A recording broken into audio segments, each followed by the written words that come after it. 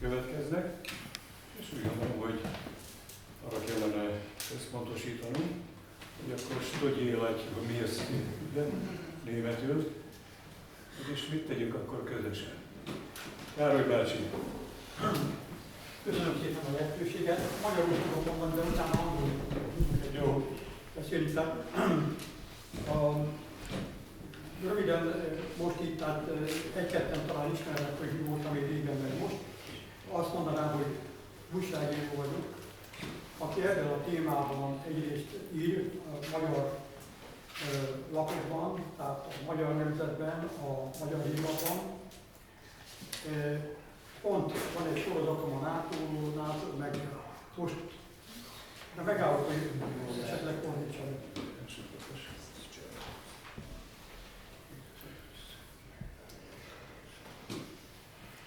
Tehát épp van egy sorozatom, ami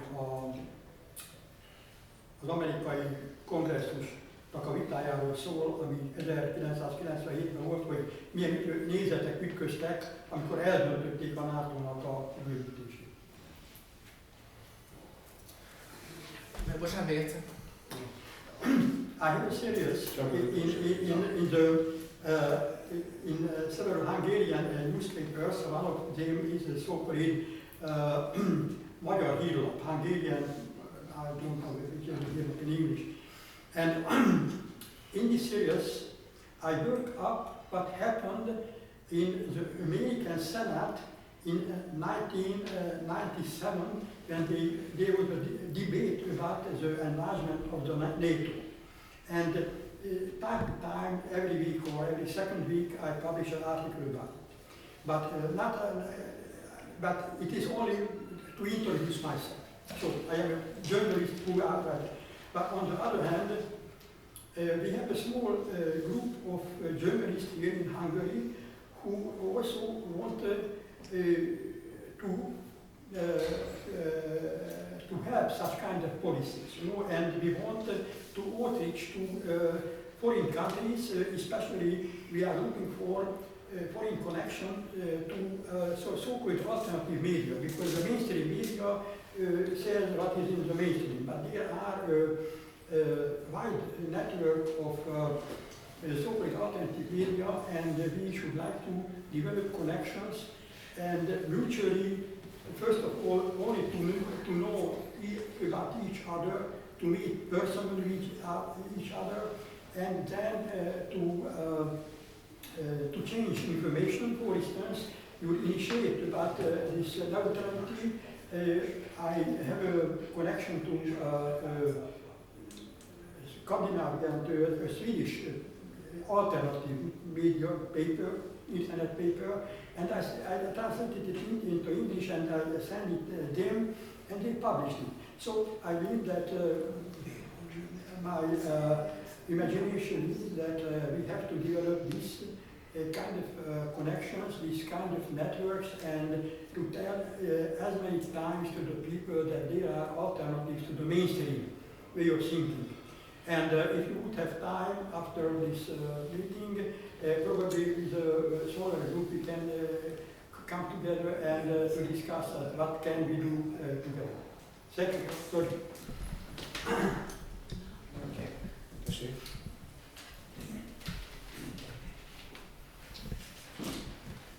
Több kérdésem lenne. Az egyik, hogy 1995-től tagja az EU-nak Ausztria, hogy vannak-e olyan törekvések, hogy ez megszűnjön. Ez az első kérdés, nem tudom, egybe adjam. Tehát 95 óta tagja az EU-nak Ausztria. Az EU tagság. So my first question would be that, as you know, Austria is part of the EU since 1995, and is there any movement to abolish this membership to leave NATO, or to leave the EU? És még? Következő. A szélsőjobbot emlegette, hogy Magyarországon gyakorlatilag a megbélyegzett szélsőjobb és a szélsőjobb oldal az igazi békepárti társaság, és hogy ez miért van, hogy Ausztriában ez másképp van? Ez a második kérdés. You mentioned the far right, and in Hungary, the often condemned far right and far left are the ones who are for peace. Is it any different in Austria? Igen. Akkor a bevándorlást csak úgy megemlítem, hogy azt elég hibásan kezelte Ausztria, és most az igazi semleges Ausztriában nincs helye bevándorlók, kultúridegen bevándorlók. And Austria, and also on migration, Austria has very mismanaged the migration, and in an independent and neutral Austria, there is no place for foreign culture migration. És akkor még egy van. And válasz. Az utolsó pedig az, hogy Is no place, sorry. There is no place for this Migrants. culture, for this foreign culture migration. igen, és az utolsó, az pedig egy több létrehozása lehetséges-e, Ausztria, Svájc, Liechtenstein, és esetleg még oda törekvő országok között, tehát egy többet alkotni a semleges országnak, vagy a lehető semleges országnak. And is there a possibility to create a group for the neutral or soon to be neutral nations like Switzerland, Liechtenstein, Austria, or even probably Hungary? Svájc. Switzerland, yes. Ireland.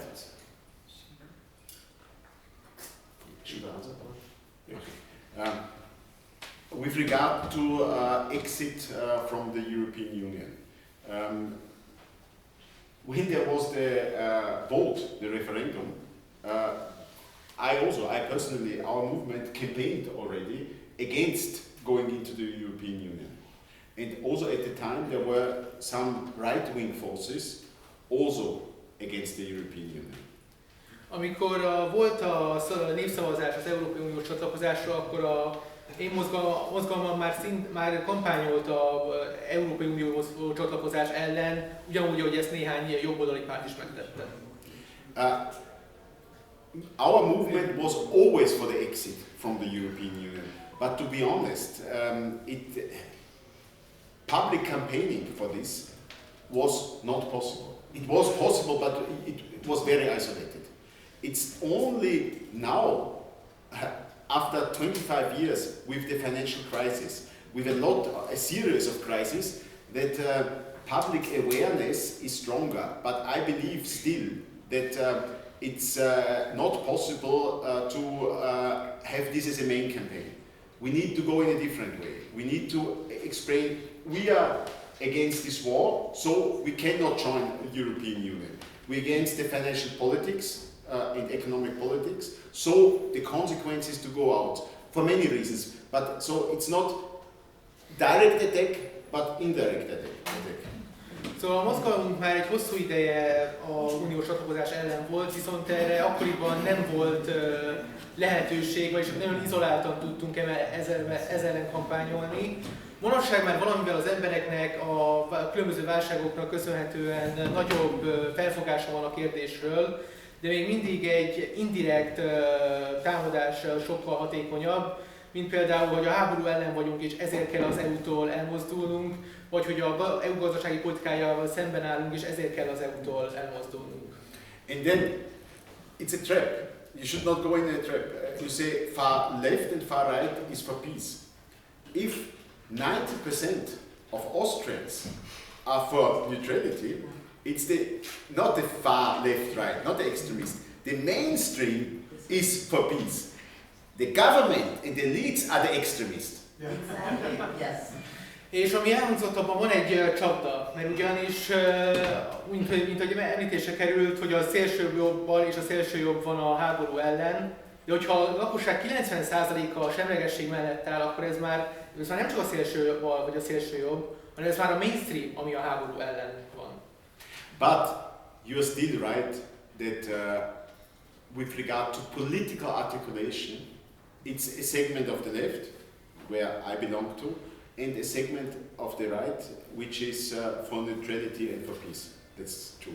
De annyiban igaza van, hogy a politikai megszólalásokban valóban a baloldalnak egy része, amihez tartozom, és a jobb oldal az, ami kiáll a semlegességért. on migration is maybe not exactly the topic here, but migration is not a new phenomenon. It's a phenomenon which is 60 years or 70 years old, in Austria at least. A migráció rátérve, ami nem feltétlenül ehhez a témához tartozik, de ez nem egy új jelenség, hanem már akár 60 vagy 70 éves jelenség Ausztriára nézve legalábbis. Turkish are in the fourth generation. Muslim people, 8% of the population. So I think we need to accept this. We need to give them the same rights and put them in a situation where they can become part of the demos. Már negyedik generációs törökökről beszélünk, és a lakosság 8%-a is muszlim, tehát ezt el kell fogadnunk, nekik is ugyanúgy meg kell adnunk a jogot, és ugyanúgy a nép részévé kell őket tennünk. That does not mean that we say open borders. No.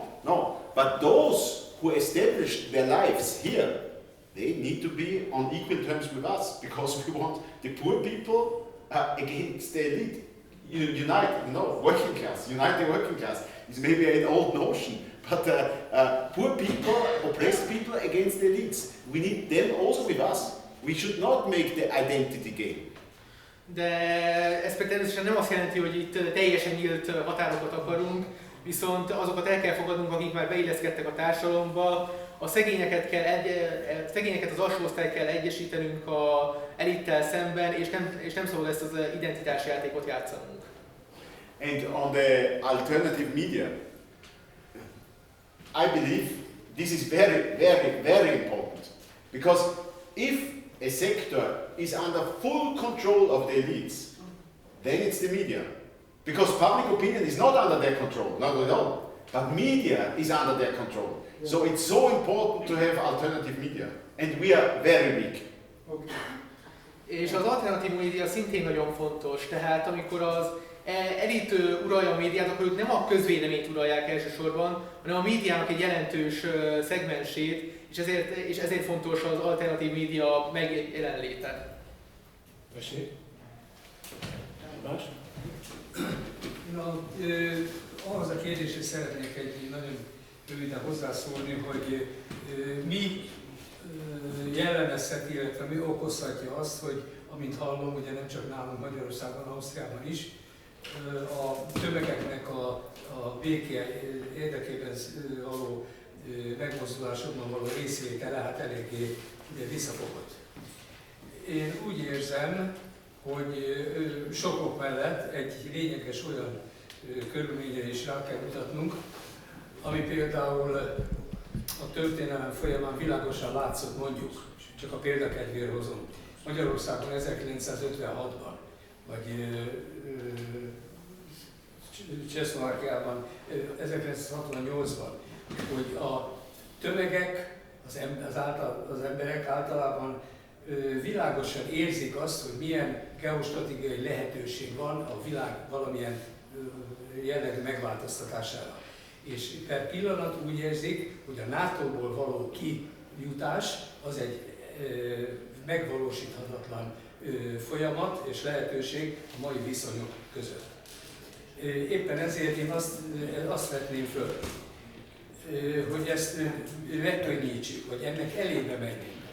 Talán célszerű lenne nem a NATO-ból való effektív kilépés gondolatát kivinni a köztudatba, hanem ennek a gyakorlati eredményeit is biztosítani tudó olyan stratégiai, diplomáciai megoldásnak a megvalósítását kellene inkább szorgalmazni, mint amit a franciák valamikor alkalmaztak, amikor a NATO katonai szervezetében való részvételüket felfüggesztették. Tehát ez egy jóval egyszerűbben talán meg is valósítható folyamat lehetne, és a nagy közönség számára egy inkább hihető lépés. Én javasolom azt, miután ugye két országnak a képviselői is itt jelen vannak, hogy a közös célunk elérése érdekében érdemes lenne talán megfontolni ennek a lehetőségnek az előtérbe állítását. Köszönöm. So I would like to add to the topic of why there is so little political movement regarding the neutrality. as the examples of 1956 and 1968 show in Hungary and Czechoslovakia, that the people are generally aware of geopolitical advantages or opportunities. And nowadays they are probably aware that leaving NATO is simply not a possibility. So instead of always saying that we should leave NATO, we should look for other opportunities to convey to the people. For example, like the French did back in the day, that we leave not NATO itself, but the NATO military organization, the military council. And so we should instead use these alternative diplomatic strategies instead of this direct confrontation.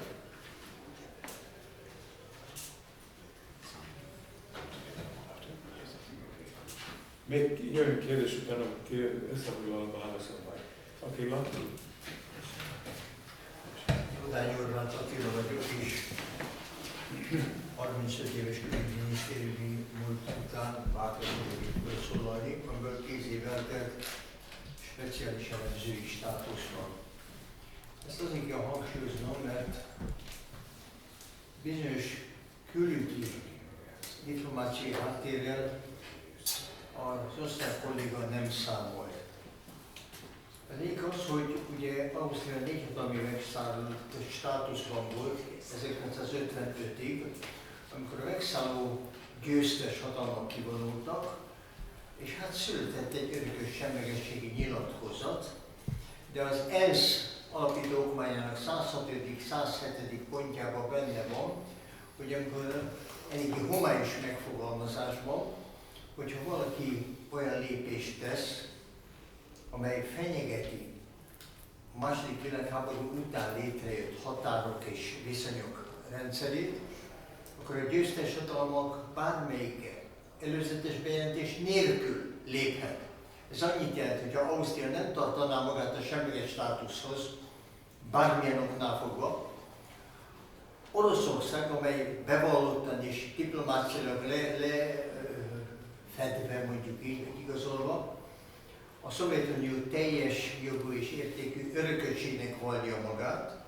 Szóval a szovjet csapatok örökségében az orosz katonai azonnal bevonulhatna az annak idején szovjet megszállás alatt lévő ausztriai területen. Azonnal. Nem is kell előre üzenni semmit. Be kell menni, utólagosan van joga tájékoztatni. Ez szerintem egy óriási diplomáciai és politikai hiba volt, de ez van az ENSZ alapító okmányának 106-os, 107-es pontjában. Ez nagyon-nagyon fontos. Tehát korán sincs olyan szabad játéktér, hogy majd megszavazzunk. Arról szavaznak, kedves kollégám, és én értem 4,5 évet Bécsben, tudom, miről beszélek, és értem az osztrákot is, vagy a németet, és kicsit bánt, hogy itt angol a tárgyalási nyelv, és ön is ezt elfogadta, mint osztrák, de ez az én magán lelki probléma.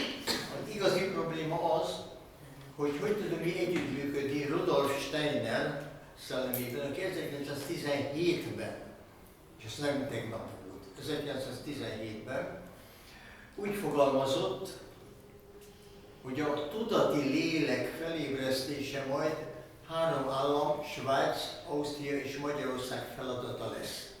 Nyilván, hogy 1917-ben, amikor ő Magyarországot említette, akkor a Magyar Királyságot említette, a teljes államterületével, de természetszerűleg Horvátországban, azaz, hogy ő a 325 000 négyzetkilométeres területre gondolt. És nekünk azért ezt elő kéne venni a raktárból, ha szabad így fogalmazni, hogy vannak ilyen szellemi elők. Rudolf Steiner, sokan vitáznak, kérem, Murat királyon született, magyar iskolába járt, és akkor nem is akarom tovább folytatni. Ismerte ugyanúgy a németes gondolkodást, a német nyelvet, mint hogy a magyart ismerte. És ez is egy nagyon jó közös kultúralap arra, hogy ebbe az irányba együtt dolgozunk, Svájccal együtt. És nekem van egy álmom, ahogy Kohl kancellárnak is volt egy álma, mert másoknak is a történelemben. Kohl álma az volt, hogy békésen egyesíti Kelet- és Nyugat-Németország NSZK-t és NDK-t.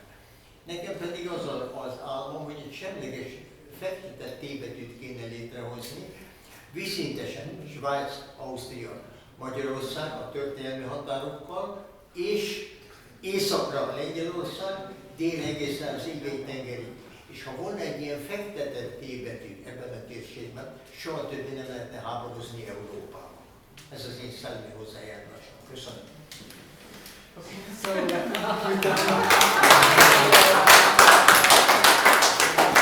with an extensive diplomatic past, I have to say that there are some diplomatic circumstances that the Austrian politics did not really consider. For example, after the four powers occupied Austria after the Second World War, and due to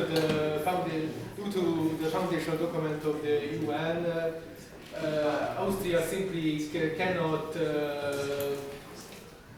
stop its neutral policy without the intervention of the victorious powers or the heirs of the victorious powers, like as Russia considers itself the heir of the Soviet Union.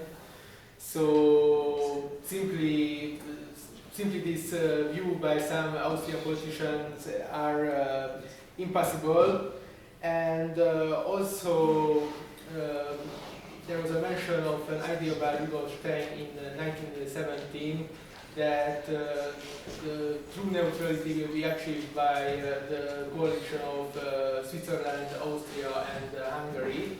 But nowadays this coalition should be like a T on a map, like Switzerland, Austria, Hungary with its pre-Trianon borders, and Poland, and down to the Aegean Sea. Okay. The Aegean Sea.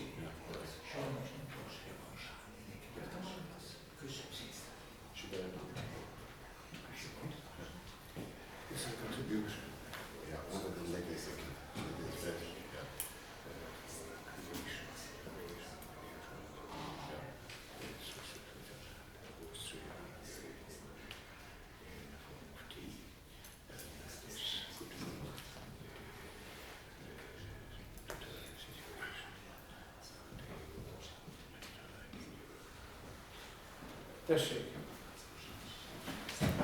I have a much shorter question, if that's okay, and a practical one, and that is I'm really happy to hear that about 90% of Austrian society is very much for neutrality. That's really promising, but it's passive, right?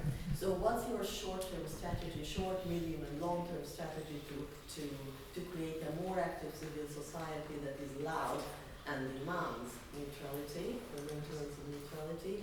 And have you thought about forcing a referendum, for example, since your politicians want to send Austrian soldiers to Ukraine, and I can understand, I can imagine that most people don't want that.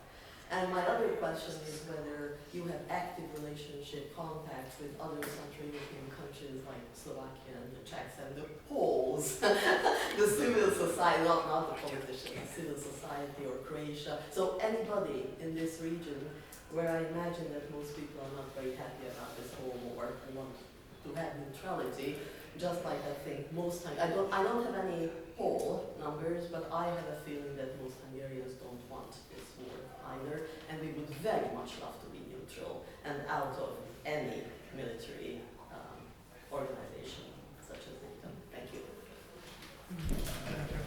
Answering very practically, I believe that the Austrian government does not dare to make the formal step to abandon neutrality. Okay. Because they know that's not possible. But as also in Hungary, through Hungary and through Austria, massive military transport is being done, violating our constitution. They don't even speak about it. No newspaper writes about this. No newspaper. But thousands and thousands of tanks and so on every day in incredible. And training of Ukrainian soldiers. On many levels. De facto, they have given up neutrality. De jure, they maintain it. This is the point. So referendum, a call for a referendum is in this situation not the appropriate way. The appropriate way is, okay, we cannot make any miracles. We are doing our protest activities. We are very open to all forces to come together, and I'm sure that we are preparing for a situation where public unrest is also coming. So a fusion of political activism, no, and mass engagement. We cannot turn on the masses. It's not possible. No, they need to come by themselves. But we are prepared to direct this, no, and to give political articulation to such a thing. But I'm sure, I really believe this, that because the colleague was alluding to this, if the situation of the war itself makes clear that NATO cannot win, then also people will be more inclined to make protests to stop the war. Because now it's not very clear. Now they speak of this, okay, it's becoming clearer and clearer, but I'm sure that our possibilities to make public pressure will grow in the future. But some patience is also necessary. No? Hopefully this patience does not take years and years, no? Because then we grow old. Future will bring some possibilities. On the European zone of, the context. Yes, the context. Also together with Indre, we have been focusing mainly on Slovakia and also the Czech Republic. Because they are, according to polls, in Slovakia, the anti-NATO feeling is the strongest across Europe. No? But the disproportion to political articulation is like in Austria, or even worse. No? There's the Smear party. Okay, we try to, but we are a small group, they are parliamentary. It's difficult. No? So what we are searching for is to establish contact with the activists, and the activists should then also connect to the political system of the country. No? Okay. This is what we are trying, and we invite also you to do this together, to go there, to discuss with people, but it was not very successful. Right. In the Czech Republic, there's a coalition by, I forgot now the name, which also was have been part of these big demonstrations. But also there, you have the political layer, the left-wing political layer tend towards opportunism in the sense that they try to take too much distance towards Russia. Also in the Czech Republic I saw this, no? That they hope by adapting to public opinion they can grow influence. I don't believe that it will work, because the normal people, they anyway understand that NATO is the reason for this war. No? But they don't see the difference between popular opinion and published opinion, because the adaptation is towards the media and not towards the people. Or they are scared. Also there could be a factor. But still, you need to go there, you need to look, to discuss, then you will find the people with whom you can cooperate. Right. Thank you. This is what we try to do, and we can do it together. About the European neutral zone, I think it's an important thing. I do agree to this, but I feel that the countries most ready for this are those four, no? Hungary, Czech Republic, and Slovakia and Austria. Because Swiss neutrality stems from a different historic environment. It's towards French dominance in Europe and defeat of France and so on. While our neutrality is, we want peace with Russia. And it's a good relation with Russia. This is our neutrality, not historically. So this is, and with Poland, I have not so many hopes that there are forces, there might be some, but I didn't see much in Poland. Ezt tolmács kérem, tolmácsolja itt, azért vannak emberek itt. Elnézést, ha németül vagy oroszul vagy spanyol mondja, semmi gondom nincsen. Rendben, tehát a kettő kérdés az arról szólt, hogy ugyebár említettük az embereknek a passzivitását, és hogy van-e valamilyen rövid vagy középtávú terve a mozgalomnak arra, hogy ezt a passzivitásból az embereket rávigye, hogy lépjenek ki. illetve hogy akarnak-e valamilyen népszavazást tartani a semlegesség kérdéséről, például annak a tekintetében, hogy a politikai vezetők egy része katonákat küldenek Ukrajnában. A második kérdés pedig arról szólt, hogy milyen közép-európai kapcsolatokat ápol ez a mozgalom különböző békepárti szervezetekkel. A válaszok a kettő kérdésre az most sorrendben haladva. Az elsőnél arról szólt, hogy alapvetően a politikai elit de jure, tehát kimondottan nem hajlandó az a függetlenséget feladni, annak ellenére, hogy de facto ezt azért megszegi azzal, hogy különböző katonai szállítmányok mennek át az ország területén. Tehát ebből a szempontból olyasmit csinálni, mint hogy egy népszavazást tartani nem egy előnyös, vagy nem is egy lehetséges dolog.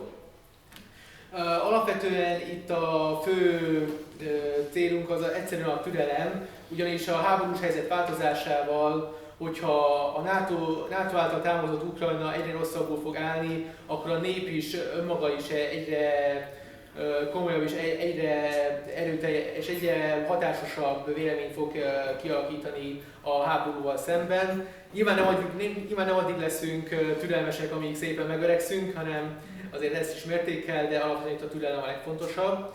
A kapcsolatokra áttérve alapvetően Endrével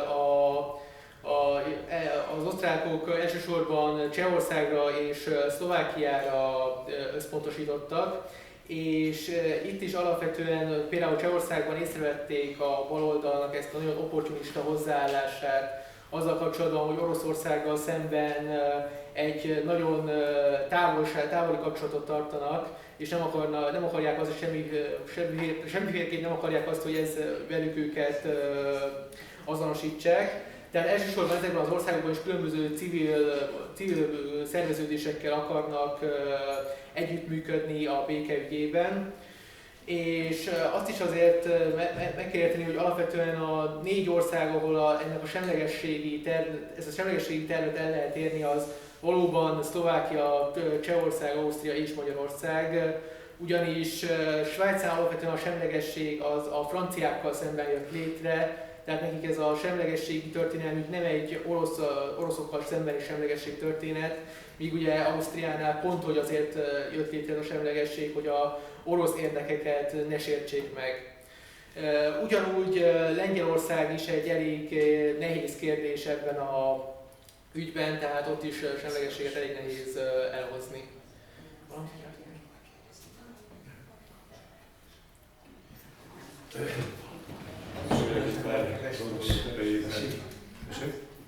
Csak megköszöntem.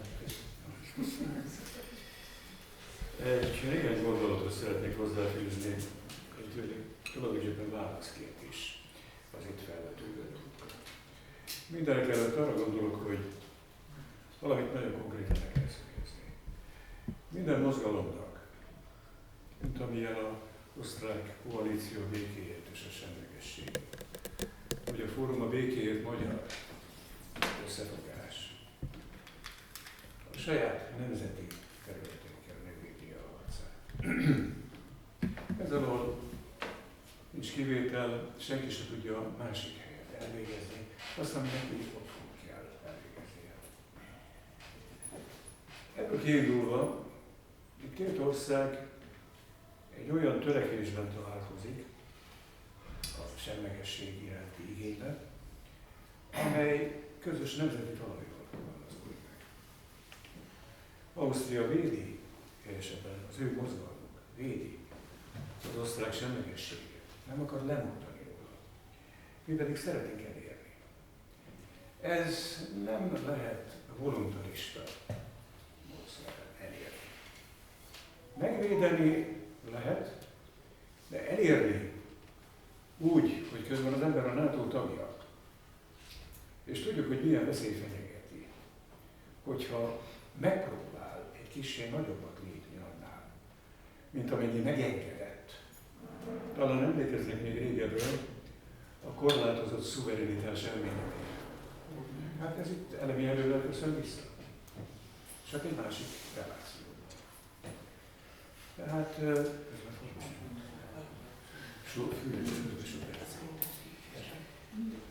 tehát azt gondolom, hogy az összefogásnak megvannak a határai, és ezért javasoltam én azt Bécsben, hogy az információcsere alapvető, ezt kiegészíteni kell azzal, hogy a média, alternatív médiálatot javaslom, nagyon lényeges és fontos.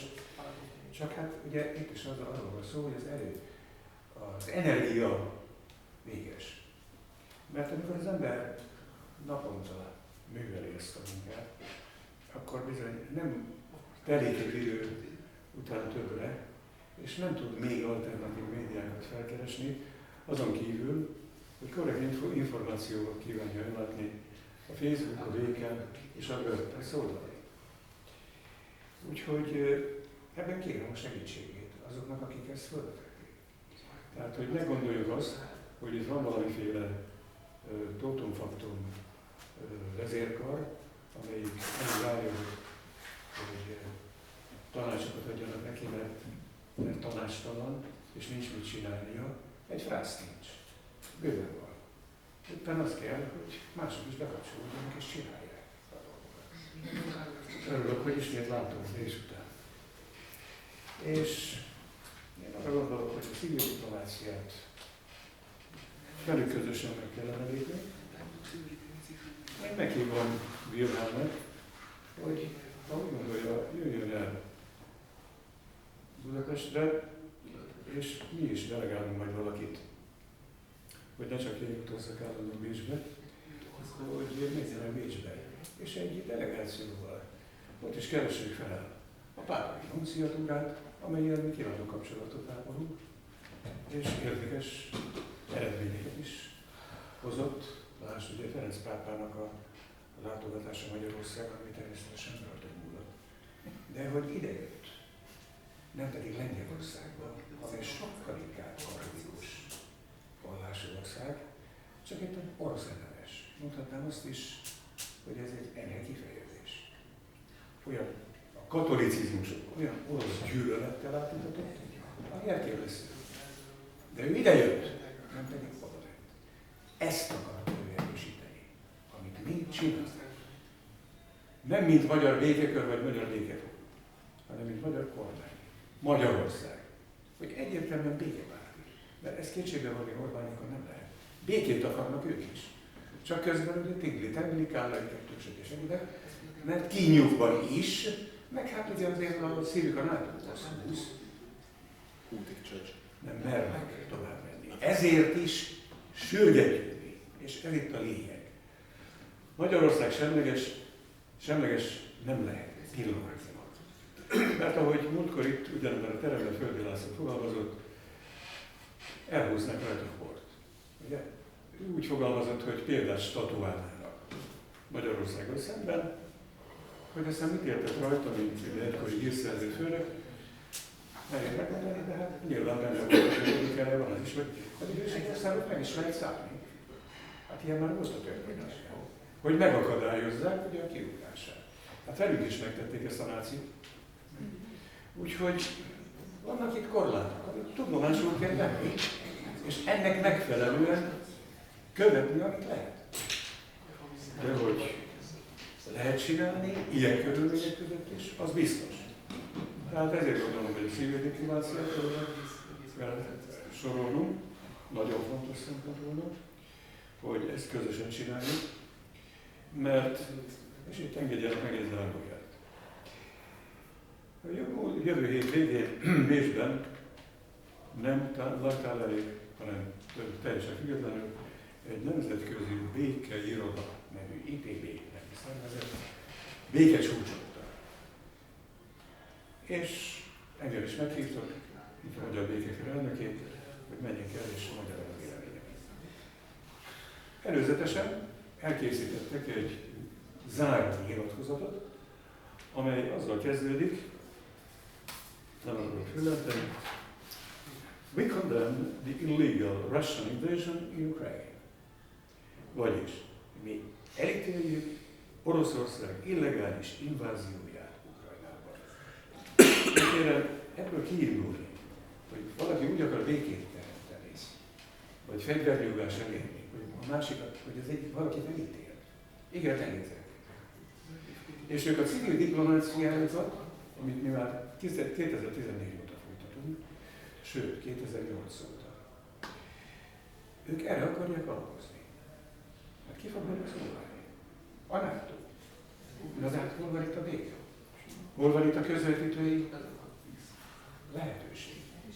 Hol van itt az, hogy valamit ki tudunk hozni magunkból, mint civil erő?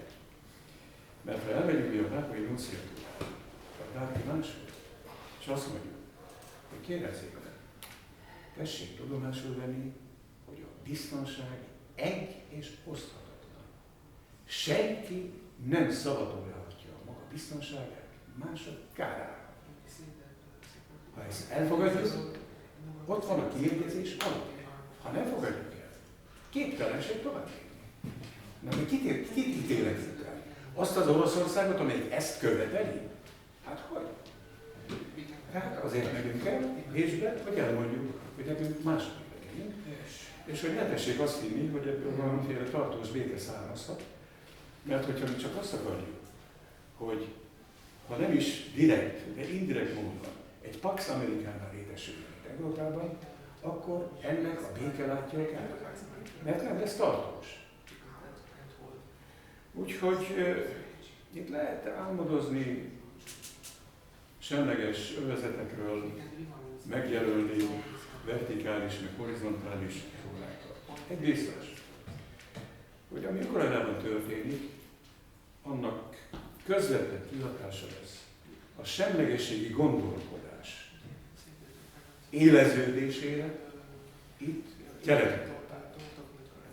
Mert a harctéren fog eldőlni, hogy mi lesz ennek a következménye elfelé. Tehát ne tessék elfelejteni, hogy a december 21-i orosz követelések, 15-i orosz követelések egyik az volt, most summázva a dolgot, hogy a NATO-nak vissza kell vonulnia az eredeti határaira. Ki kell ürítenie a NATO infrastruktúrát, a volt szocialista országokból, minden tudjuk, hogy Ukrajnában a Szovjetunió része volt, és akkor megint tovább. Hiszen az ekkori NDK-ban ezért vonulhatott be, és vonhatta be a NATO vonalaihoz. Igen. Ez volt a feltétel. Tehát, hogyha mi nem akarunk túl messzire visszamenni, hanem Máltát ismerve, feltételezve a máltai megállapodásnak, szóbeli megállapodásnak az ismeretét, azt mondjuk, hogy kérem szépen,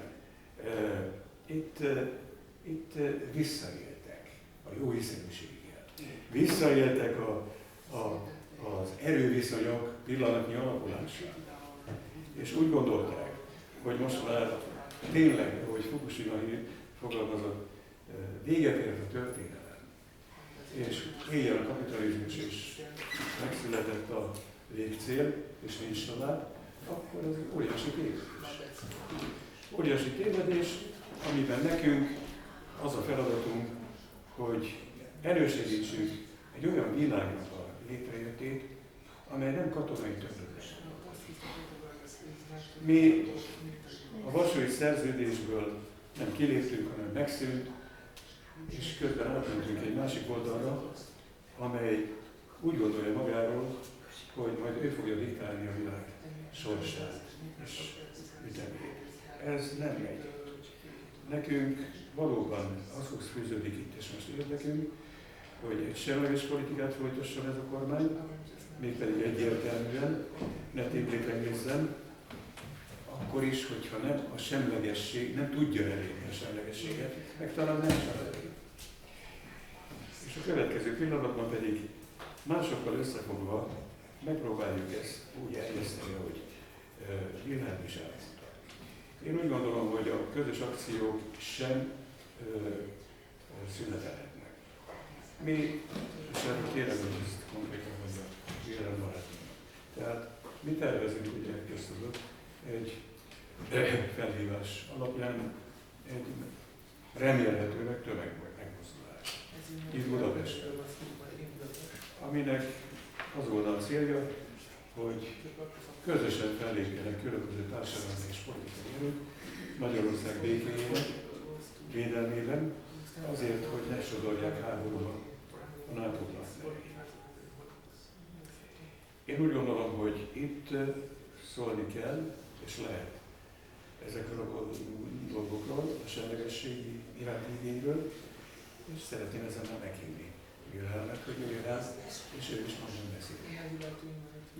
Remélem, hogy ezzel társaim egyetértenek, mint ahogy természetesen a magunk részéről is felajánljuk, hogyha van rá igény, hogy ebben segítünk.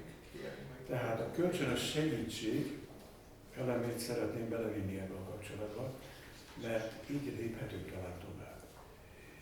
Ismétlem, egyikünk sem tudja a másik helyett megoldani a hazai dolgait.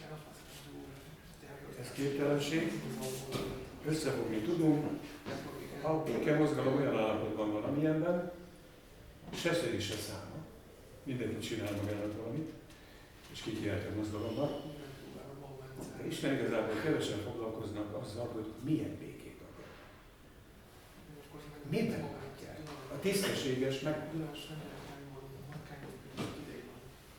Ne felejtsük, és ez talán meghaladja a mi itteni beszélgetésünk témáját. Másfél évvel ezelőtt, vagy talán annyi sincs, ugye ennek az épületnek egy másik tervében Oroszország nagykövetét láttuk vendégül.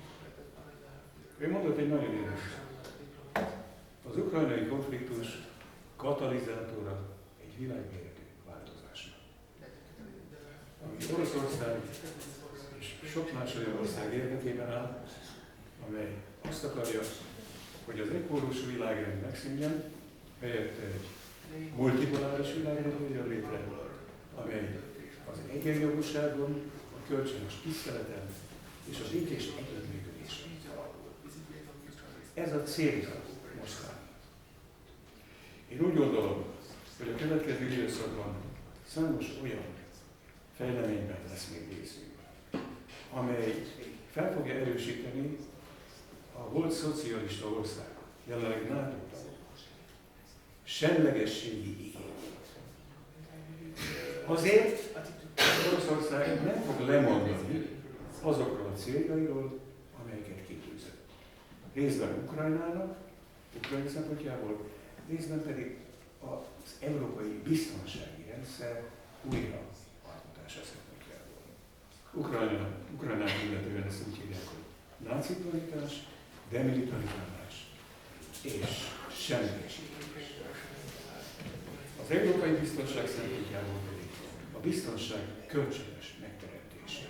Tehát ez egy olyan új architektúra, amelyben senki sem szavatolhatja saját biztonságát a másik. Elnézést, hogy egy kis javaslatom voltam, de nem éreztem, hogy itt meg kell adni talán a magyar törekvés célját és lényegét. Ezt mi tovább kell keresni a továbbiakban, és tényleg konkrét tartalommal megtölteni, mert hiszen ez másképpen nem megy. Én úgy érzem, hogyha valaki tőletek eljönne Budapestre, és együtt keresnénk fel például az orosz nagykövetséget, vagy a nunciatúrát, vagy az amerikai, hát hogy fogadó képesek, fogadó készek, mert minket nem fogadnak, ők az egyetlenek, akik ezt teszik. Mindenki máshoz, amikor bekapunk szívesen, örömes, de Amerika nem. El is mutatja, hogy mi a készség a békés rendelésre. Hát én talán azt hiszem, hogyha ők érezni fogják, hogy nem úgy megy a dolog, ahogy ők elképzelik, akkor talán fogékonyabbá válnak olyan civil és politikai törekvésekre, amelyek egy tisztességes béke megteremtése felé hatnak, és ezt úgy hívják, hogy kiegyezés. Nekünk ez az álláspontunk, és szívből kívánjuk, hogy Ausztria megőrizze a semlegességét, meg hát segítsen nekünk megteremteni. De azt hiszem, hogy ez minden igyekezetünk ellenére nem elsősorban rajtunk fog múlni. Még ha akarjuk is, hanem azon, hogy hogyan alakulnak az erőviszonyok ott a csatatéren. És hogy milyen lesz a úgynevezett különleges katonai műveletnek a sikere. Elnézést, hogy elvettem a szót tőle, de folytassuk a kérdésekre. Ágnes. Köszönöm szépen a lehetőséget. Urabi Ági vagyok a Nemzeti Egyesítő Mozgalom nevében, és szeretném megkérdezni, hogy kint Ausztriában mennyire tudnak ideológiákon és pártokon átlépve összefogni a jobb és baloldali mozgalmak és különböző szervezetek, tehát a két szélsőtől, mert nálunk éppen tehát ez alakul nehezen, döcögősen, de úgy néz ki, hogy át fogunk tudni lépni ezeken a ideológiai vonatokon, hogy ez kint úgy sikerül, hogy alakul. A másik pedig, amit nem tudom, hogy önök mennyire tudnak, most Putyin is újabb dolgokat talált ki, tehát a mostani Oroszországot nem a Szovjetunió örökösének tartja, hanem fordítva. Oroszországból csináltak a háttérhatalmiak egy Szovjetuniót, és most ez visszaalakult Oroszországgá. Egész más politikát folytat Putyin, mint az elődei. És mi magyarok, mi nagyon jól tudjuk, hogy ez az ország, a Magyar Királyság, ez megszállás alá került, és jogilag a mai napig érvényben van. Tehát itt a királyság van jogilag, de facto viszont egy köztársaság, ami összeköthető azzal, amit most Putyin szeretne elérni, hogy ezen a Szovjetunió dolgon tehát átlépni, és a történelmi Oroszországot helyreállítani. És akkor egész más szövetségek fognak alakulni. Úgyhogy tehát ez lenne a kérdés, hogy hogyan sikerül önöknek ez a két szélső oldal közt az összefogás, és hogy akkor ebben mi hogy tudunk bekapcsolódni. Média kellene, tehát nálunk is nagyon ugyanaz a helyzet, mint Ausztriában, full elnyomják a médiát, tehát hangunk nincs, se a szélsőjobbnak, se az, hogy teljesen mindegy, hogy kinek, ha egy békét és semlegességet említünk, akkor kész. Elásva, eltüntetve, letagadva, elhazudva. Hogy milyen lehetőséget lát ennek a megoldására.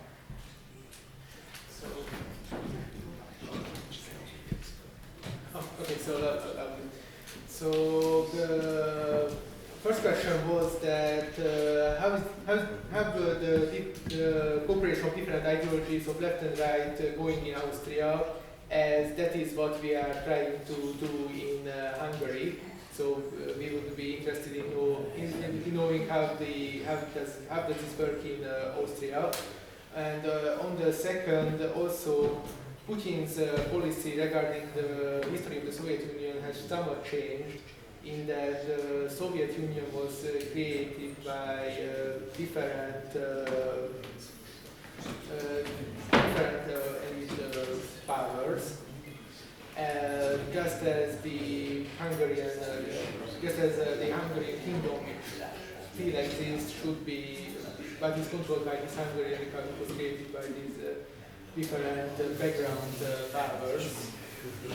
Well, I don't know what that's the question actually, but so the question was primarily how does the cooperation of different kind of ideologies work in Austria.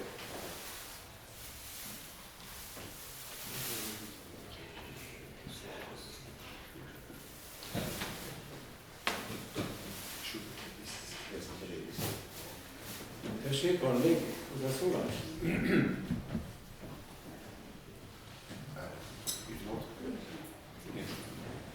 It's a good question. No? How the cooperation between different political and ideological groups is taking place in Austria. Szóval ez egy valóban jó kérdés, hogy hogyan működik a különböző politikai mozgalmaknak a együttműködése Ausztriában. Because I said before that we are trying to unify forces, but I need to admit that this is not so easy. Ahogy említettem már előbb is, a célunk az, hogy különböző erőket egyesítsünk, de ez valóban nem könnyű.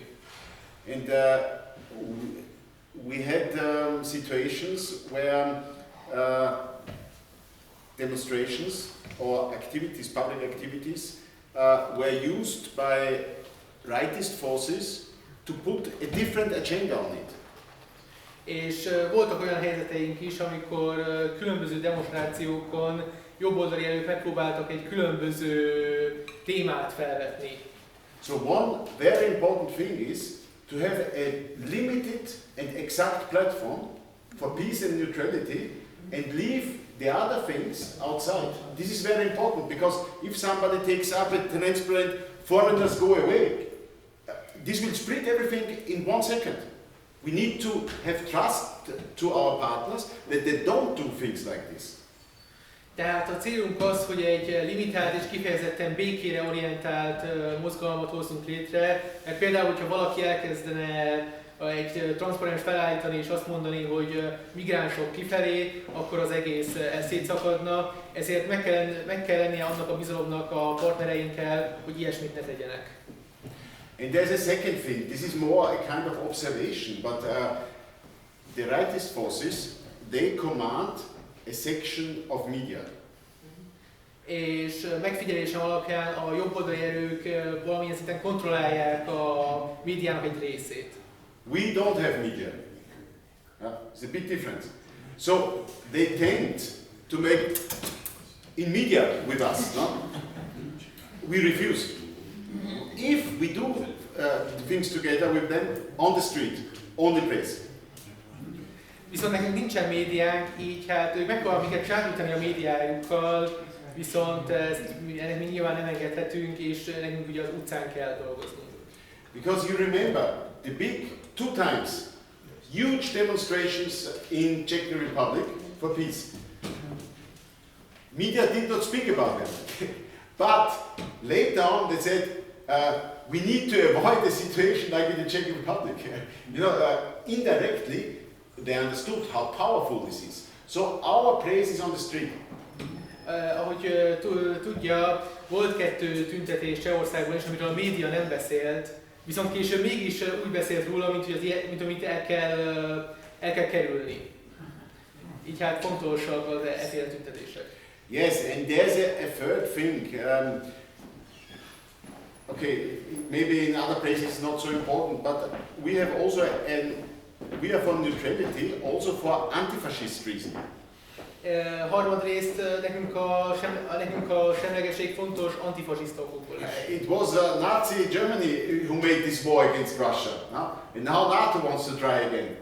So this is also a basis of our cooperation, to condemn this war and to condemn the last war, which is the same or which is similar. Náci Németország volt az, ami ugye megtámadta a Oroszországot, és most NATO is ezt próbálja megtenni, így hát ez is az alapja a mi együttműködésünknek, és ugyanúgy fel kell ismernünk a hasonlóságot a kettő között, és elítélnünk mindkettőt. This is how cooperation could be. Csak így működhet az együttműködés.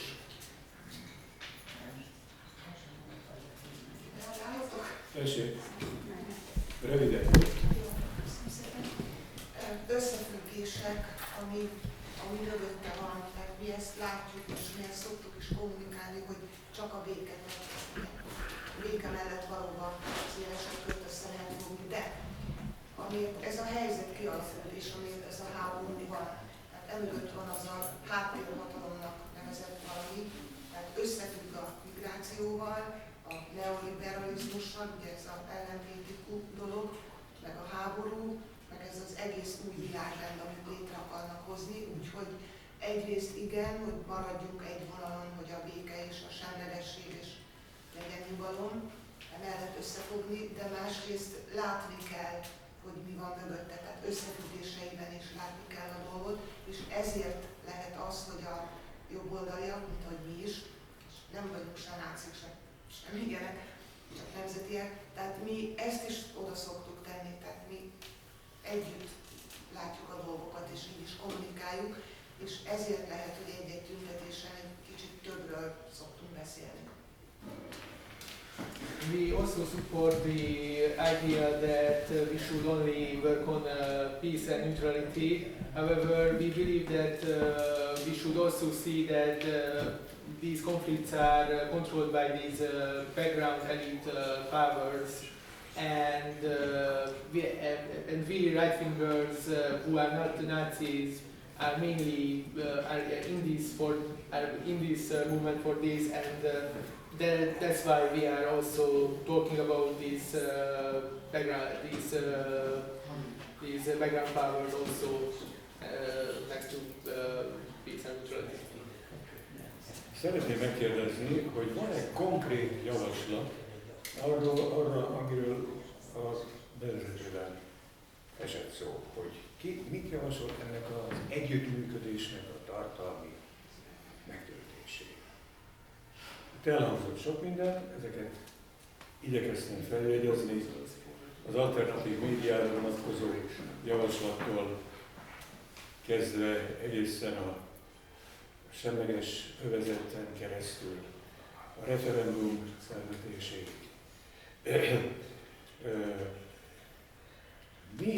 Mi az, amit még úgy gondolnánk, hogy szükséges volna a jelenlegi helyzetben, figyelembe véve, hogy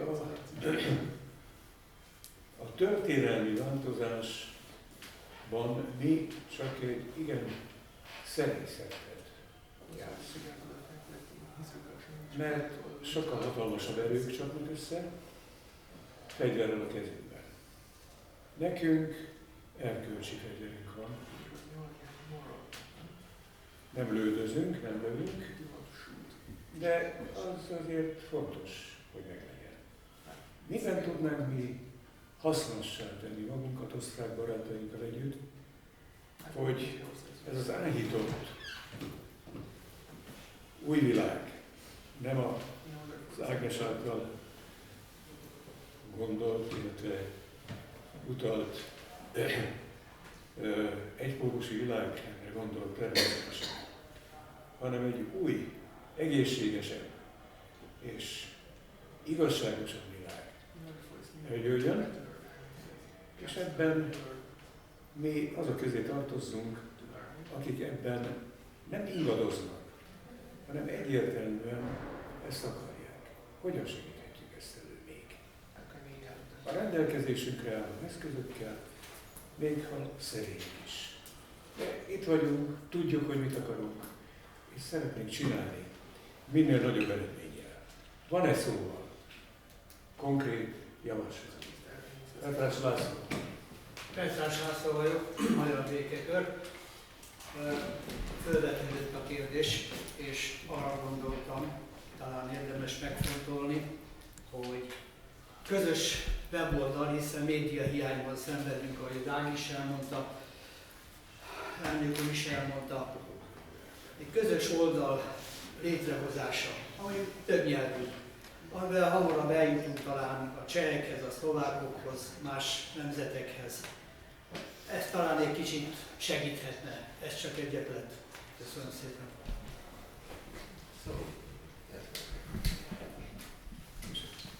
Nekem is az lenne a felvetésem, hogy hát ugye van az a TikTok csatorna, amit be akarnak már tiltani, Amerikában már, Montanában betiltották már ezt a TikTok csatornát, és az hát ugye nem csak cégekre, hanem magánemberekre is vonatkozik. Ez pont azért, mert a háttérhatalomnak ez nagyon nem tetszik, nem tetsző, mert itt olyan embertömegeket lehet elérni, ahol tényleg meg lehet őket szólítani annélkül is, hogy csatlakoznának mellette valóvá, utána majd fognak tudni.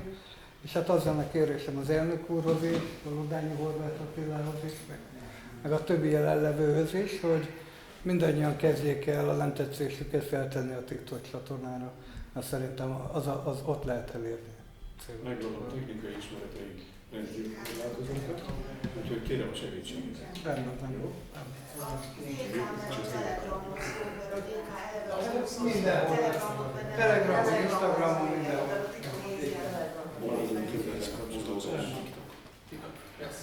Pillanat csak nézem, hogy valaki még nem szólt, konkrét javaslatokat várunk. Tehát volt itt most TikTok, volt közös média, különböző, tehát több nyelvű média. Konkrét javaslat? Neked is? Tessék.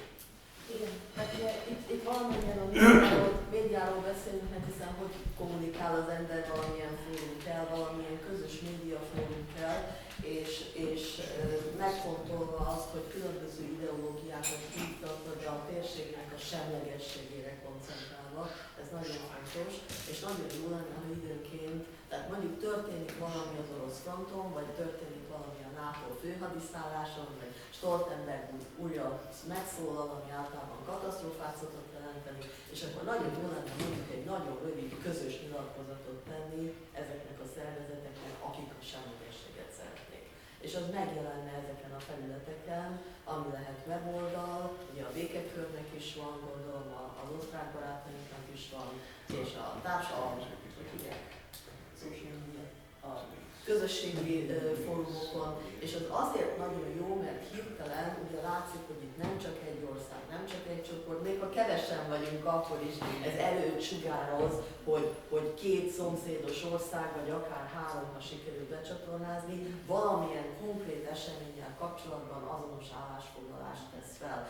És ezt Angliában látom nagyon jól, hogy többnyire ott vagyok, és ott is írok, hogy ennek van hatása, mert történik valami, és az ember erre reagál, hoppá, erre felfigyelnek. Hát ez is csak egy csepp a tengerben, védőnként működik. Most jutott eszembe ez a gondolat, nem biztos, hogy helyes, hogy emlékszem, 89-ben volt a pán-európai piknik, amikor a német egyesítést intézték, és most így eszembe jutott, hogy lehetne még egy pán-európai pikniket létrehozni, pán-európai piknik 2.0-át, ami a béke jegyében lenne. Tehát az európai béke melletti politikai erőket egyesíthetni egy ilyen piknik keretében, és ennek lenne visszhangja, mert ez akkor is ez egy híres esemény volt, ez belekerült a történelembe, és ennek lenne visszhangja, én úgy gondolom. Hát, én most nagyon furcsán fogok mondani, amikor külsőjés vagyok. Én azt javasolom, hogy az emberek sürgősen kezdjenek el imádkozni.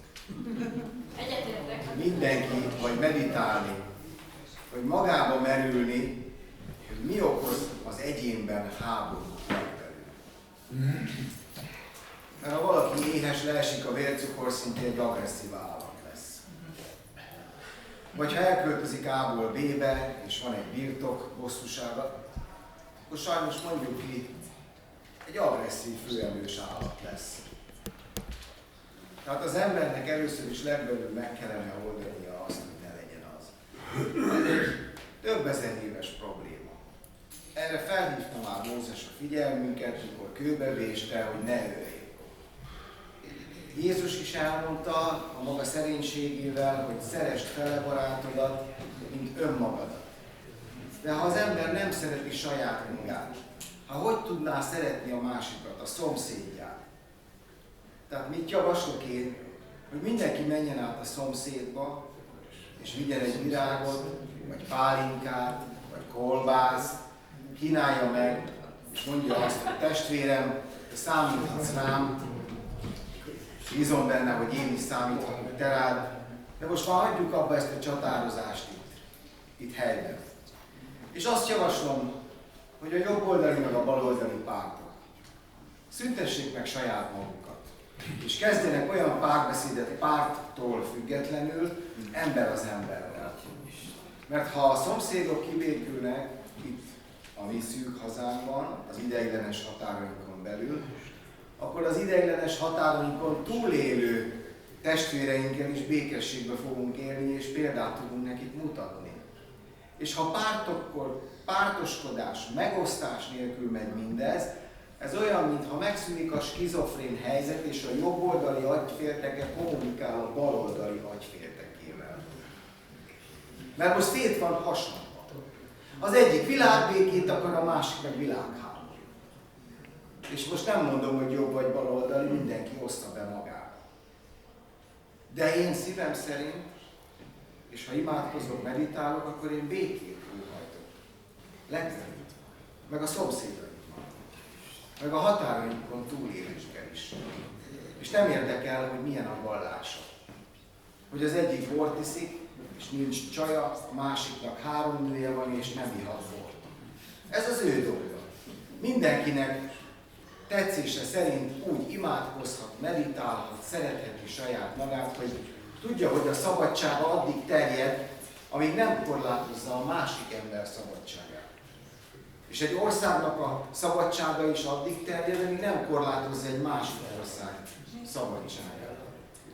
Én úgy gondolom, hogy akkor lesz világbéke, ha az emberek tudatszintet emelkednek, a ne ölj, szeresd fele barátodat, mint önmagadat, és tegyünk oda egy harmadik parancsot.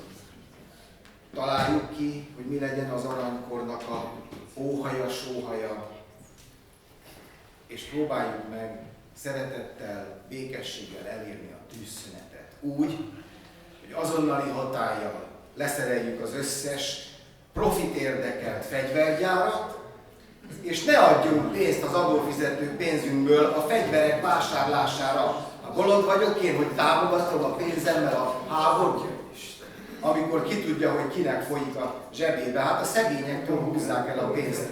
És még ezt az Európai Unió meg is követeli a tagjaitól. Azonnal kilépni az Unióból. Azonnal kilépni a NATO-ból és a WHO-ból, és azt mondani, hogy nem érdekel, hogy orosz katona, ukrán, amcsi, vagy más. Ezt tessék szépen levenni a bakancsot, és tessék szépen békességben kezet nyújtani egymásnak, mint egy sakkparti után, amikor azt mondják, hogy döntetlen, vagy azt mondják, hogy elismerem, hogy te okosabb vagy, jobban játszottál, gratulálok a győztesnek. És azt mondani, hogy kezdjünk már egy aranyport. Nekünk, nektek, és ebben a teremben senkinek nem érdekel a fegyvergyártás. Álljon már föl valaki itt, aki profitot húz a fegyvergyártásból. Nincs itt senki olyan. Nekünk a világbéke az érdekünk. Az én kisfiamnak is. Én azért szólalok fel itt, hogy ő neki ne kelljen fegyvereket gyártania, fegyvereket használnia, eladnia, és azon agyalnia, hogy ő kitöljön meg, kitrúgjon le, és a többi, és a többi. Nem tudom, egyértelmű voltam, hogy jelenlévők megértették, amit szeretnék. Lehet, hogy nem halkan mondtam, mert kértétek, de összefoglalom. Ne ölj, szeresd fele barátodat, önmagadat, és mutass példát a szomszédodat, hogy te békében tudsz élni önmagaddal, a szomszédoddal, és más nemzetekkel, más vallások tagjaival. Köszönöm szépen, hogy meghallgattak. Árosi Tibor vagyok, tisztelettel kérdezném csak az előadókat, hogy a szlovákokkal, akik szervezték azt a rolling, tehát azt a hengeres büntetés sorozatot, illetve a csehekkel, akik a nagy büntetést szervezték, van-e kapcsolat, meg tudná adni esetleg az elérhetőségünket? Második számú kérdésem, a 80-as években az osztrák zöldeknek volt egy erős békemozgalmi szállegyen az IND-ben, hogy azok megvannak-e még azok az öreg urak, akik annak idején részt vettek ebben. Köszönjük. So the question was first. Igen, megszólt. Még én.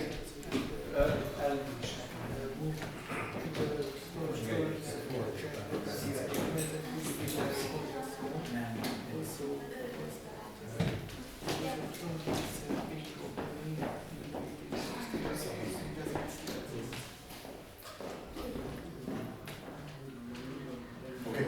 Yes. I will share whatever I have with Indre, and he will pass it on to you. I said before, the Smear party is an important and serious force, but it's playing on another level. It's a kind of party waiting to come into government. We are opposition forces, systematic opposition forces. Still, I believe we need to take contact with them and see what we can do. But we need also to find people working on the basis. Both we need. And in the Czech, Indre knows some of them already, will also pass on the contacts. And if we make a visit, I will invite you to go together. About the Greens, this is a really important thing. it's the transformation of the Greens as an organization is nearly total, and it's not new. The war against Yugoslavia 20 years back was the blueprint what happened today. They did the same thing. No? They said they make an anti-fascist war, which was in fact a fully imperialist war against Yugoslavia. No? To avoid Auschwitz in Kosovo, we bomb Yugoslavia. No? Like this, and there was few opposition, but still there are some green people who are also with us. Does exist, but it's not very significant. Second thing I want to say is on the media space. I would and we would support any attempt, but I'm a little skeptical because we are political activists, but for media we need capital. No, it's also a question of this, and you cannot just. You need to raise it. So it's we should do what is possible, but not dream to something which is too big for us. No. I don't want to be too pessimistic, but step by step. But what is very important is that we go in public with common declarations. Tehát a gondolatokat meg lesznek osztva Endrével, akit ugye el lehet érni ezeket. A zöld pártnak az átalakulása az gyakorlatilag már majdnem teljes, és igazából ugyanazt játszották el jugoszláv háborúban, amit most eljátszanak az ukrán háborúban. Jugoszláv háborúban azt mondták, hogy az egy antifasiszta háború, miközben az egy imperialista háború volt. Azt mondták, hogy azért bombázunk Szerbiát, hogy Koszovóban megakadályozunk egy újabb Auschwitzot. A média kérdésre áttérve természetesen támogatunk minden ilyen megmozdulást, viszont azt is figyelembe kell venni, hogy ehhez tőke kell, és ezért egyszerűen nem vagyunk képesek olyasmit csinálni, amire nincs meg a megfelelő tőkénk, tehát pontosan annyit kéne tennünk, amire képesek vagyunk. And my last comment, there was the idea pan-European picnic. Okay. We need a European initiative. This is for sure, and we have a proposal for this, because there is a certain difference. Neutrality is something which is very popular in small nations. If huge nations, big nations, with some ambitions, they tend to, for them neutrality is not a concept. A pán-európai piknikre áttérve, most szükség van egy európai indítványra, viszont azt is figyelembe kell vennünk, hogy ez a semlegesség alapvetően népszerű a kis európai országokban, viszont nyilván a nagyobb európai országban, ahol nekik vannak ambícióik, itt egy nehezebb kérdés. For them it's more important, for example, Italy or France or Spain. They want to exit NATO. This is the main thing. No weapons to Ukraine because they sent weapons to Ukraine. No weapons, no support, out of NATO. This is much more important than neutrality. No? So we are part of a European initiative which will have a conference in Rome in autumn for peace, for withdrawal of NATO from the east, for cooperation east and west.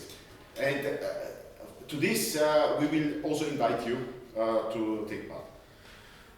Olyan országoknak, mint Olaszország, Franciaország és Spanyolország sokkal fontosabb kérdés a NATO fegyverek leállítása és a NATO-tól való függetlenség, mint maga a semlegesség kérdése. De mivel mi ugye tagjai vagyunk már egy európai kezdeményezésnek, és Rómában ennek lesz egy ülése ősszel, ahol természetesen titeket is meghívunk. Röviden üdvözlök mindenkit, Szetti Balázs vagyok, a Fóriasz megbízásából jöttem, most nem tudok eljönni. Mi több mint másféle kitaláltunk egy ilyen kis Facebook médiát, mutatjuk az orosz híreket, mi van Ukrajnában, az igazságot, 3-4 ezer néző van.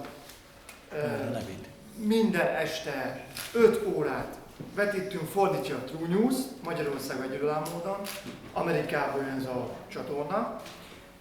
Belpolitikát, külpolitikát, háborúval kapcsolatban, tehát nem nehéz megvalósítani a kis alternatív médiát. Mi elneveztük Jurta TV-nek, volt egy jurtánk, amíg le nem bontotta a hatalom, mi a Covid diktatúrának, kötelező Covid-oltások ellen demonstráltunk, több mint másfél éven, vagy több mint egy éven keresztül, bocsánat, és az igazság csatorna ezen emelt. Köszönjük. Urak és hölgyeim, 19 óra közeledik, és lejárt az előfizetési díjunk. Mint múltkor is elhangzott, akkor tudunk maradni, ha adatkozzák. Tudom, hogy most azt mondják, a fele fog adakozni, miért maradjunk ebben a hőségben. De azért, ha úgy gondolják, hogy legközelebb is érdemes összejönünk, akkor megtisztelnének néhány fillérrel, Petrás László barátomnak adják át, mert hogy tisztán lássanak. Ennek a teremnek a igénybevétele erre az időre szakon pak, bruttó 30 ezer. Tavaly még 14. Az áramköltségekre, az energiadíjra hivatkoznak. Hát itt tartunk, a nagy teremé pedig óránként 32. Úgyhogy ne azért adakozzanak, hogy ezt mi kifizessük majd, mert ezzel együtt sem fogjuk írni. Hanem azért, hogy azt a minimumot, amit mi meg tudunk tenni közös ügyünk érdekében, hogy valamilyen szerény helyen összejöjjünk, és megéljük egy kávét is esetleg még, azt bírjuk. Úgyhogy kérem Önöket, hogy nyúljanak a zsebükbe, magyarán szólva. Köszönöm neked, Wilhelm, hogy eljöttél. Thank you very much for coming. Welcome. Thanks to you. Ő is köszöni. I think that we should continue this conversation and the concretization of our actions and initiatives. Maybe not in a forum like this one, but between us, privately, decide something concrete and important, useful for Austria and Hungary too. Azt mondtam Wilhelm barátunknak, hogy folytatnunk kell az együttműködés tartalommal töltését, ha nincs talán ilyen széles körben, mert most már mindenki értekéceszek, hanem egymás között megbeszélni, hogy mi az, ami a leghasznosabb a közös ügyünknek, Ausztriának és Magyarországnak egyaránt. Köszönöm szépen az itt létet, kellemes hétvégét kívánok, viszontlátásra, és kérem azokat, akik felajánlották, hogy segítenek, főleg média tekintetben. Nem akarom a nevét említeni, azok jelentkezzenek a megadott szokásos e-mail címen, jelezzék, hogy mi az, amiben konkrétan tudnak segíteni. Kérem, ne várjanak el mindent. Tőlünk, meg ne bírjuk. Szóval mindenek a határa, a munka sok többjére. És azokat, akik pedig fölvetik, hogy mégiscsak fontos volna az ideológiától és politikai hovatartozástól mentes együttműködés a békéért. Azokat arra kérjem, hogy így is viselkedjenek. Mert ez a lényeg. Ez a lényeg. Ezt kell tennünk közösen, és úgy kell megjelennünk kint az utcán majd, hogy ez egybecsengjen. És ne menjenek el szétfolyó irányba, mert akkor azt fogják mondani, hogy ez a békemozgalom. Úgy érzem, hogy van mit csinálnunk, és hogyha ezt tiszta szívvel és őszintén csináljuk, akkor ennek előbb-utóbb lesz haszna. Még akkor is, hogyha ez nem csak rajtunk. Viszont